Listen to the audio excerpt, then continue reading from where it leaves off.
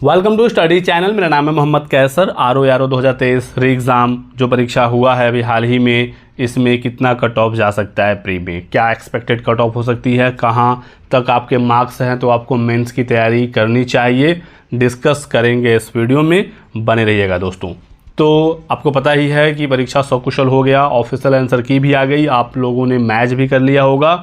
बहुत सारे छात्रों ने ये बताया शुरुआत में कि पेपर इस बार का आसान था, लेकिन आंसर की आने के बाद बहुत सारे छात्रों का जो ओपिनियन है वो चेंज हो गया।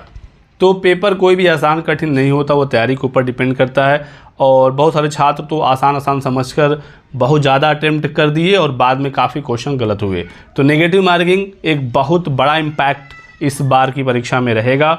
और हम लोग बात करते हैं कि कितने नंबर आपके हैं, तो आपको तैयारी मेंस की ज़रूर करनी चाहिए, क्योंकि अभी 2 महीने का समय लगेगा रिज़ल्ट आने में। 1.5-2 महीना मिनिमम लगना है और कम से कम 4 महीना लगेगा मेंस एग्ज़ाम होने में, क्योंकि अभी रिज़ल्ट आएगा, फिर मेंस के लिए आवेदन होगा। तो नवंबर लास्ट नहीं तो दिसंबर तक आप मान कर चलिए कि आपकी जो मेंस की परीक्षा है वो कराई जाएगी। इससे भी डिले हो सकता है, लेटेस्ट दिसंबर है। तो जो अभ्यर्थी रिजल्ट का इंतजार करेंगे तो काफ़ी डिले हो जाएगा। 500 से ज़्यादा पदों पर रिजल्ट आपका आएगा, पद इसमें बढ़े हैं, ठीक है, 500 प्लस पोस्ट हैं। और आरओ की बात करते हैं दोस्तों कि कितना कट ऑफ जा सकता है, क्योंकि पेपर इस बार ये मैं ज़रूर कहूँगा कि पहले की तुलना में थोड़ा सा आसान ज़रूर था, लेकिन आप इसे बिल्कुल आसान नहीं कह सकते। और जो प्रीवियस ट्रेंड रहे हैं आरओ का, प्री का, पीसीएस वगैरह का, और आप लोगों के जो फीडबैक आए हैं, जिस प्रकार से आप लोगों ने बताया टेलीग्राम के थ्रू, यूट्यूब के थ्रू, और भी बहुत सारे चैनल्स के भी मैंने स्टैटिक्स देखे, चाहे वो यूट्यूब हो या टेलीग्राम हो। और उसके बाद ये फाइनल हमारा एनालिसिस है कि कितना कट ऑफ आपका बन सकता है इस बार।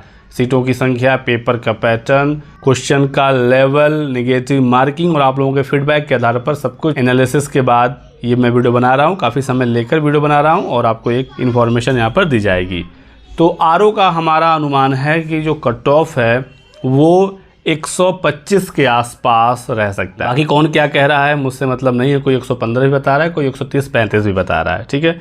हमारा ये अनुमान है कि आरओ में 125, ठीक है, माइनस वगैरह नेगेटिव वगैरह सब कुछ काट कर ये फाइनल 125 मार्क्स है, ठीक है।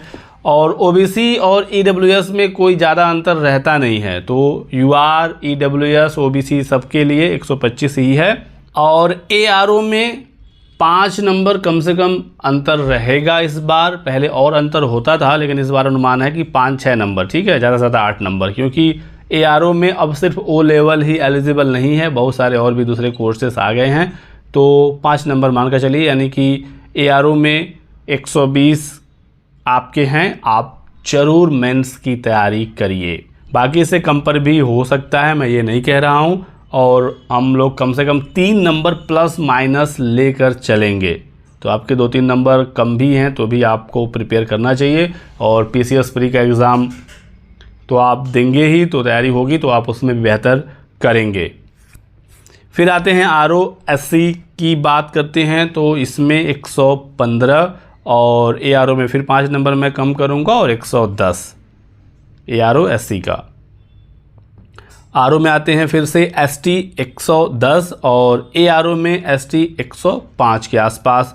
वहीं पर फीमेल्स भी कमेंट करके पूछती हैं कि हमारा बताइए। तो यूआर का जो कट ऑफ है आरओ में 125 मैंने बताया, तो फीमेल 115, 10 नंबर का लगभग अंतर रहेगा। और एआरओ में मैंने यूआर का 120 बताया, तो यहाँ पर फीमेल का 110 के आसपास कट ऑफ रहने की उम्मीद है।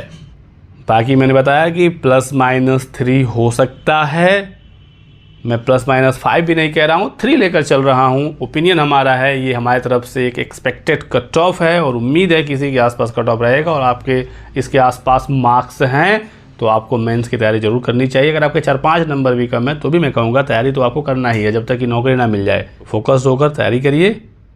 और अभी आपत्तियां ली जा रही हैं, कम से कम 3-4 सवाल ऐसे हैं जो काफ़ी डाउटफुल हैं और इस पर बहुत सारी आपत्तियां हो रही हैं प्रूफ के साथ। एक और प्रॉब्लम है कि यूपीपीएससी रिवाइज्ड आंसर की जारी नहीं करता है, लेकिन रिवाइज्ड आंसर की के आधार पर वो रिजल्ट जारी करते हैं। अब हमेशा से ये डाउट बना रहता है छात्रों को कि किसका आंसर चेंज हुआ नहीं हुआ, किस पे कॉमन मिला, किसका 2 ऑप्शन से ही हुआ या क्वेश्चन डिलीट हुए, ये डाउट हमेशा रहता है। और इस वजह से भी 2-3-4 नंबर आगे पीछे हो जाता है इस रिवाइज्ड आंसर की के चक्कर में।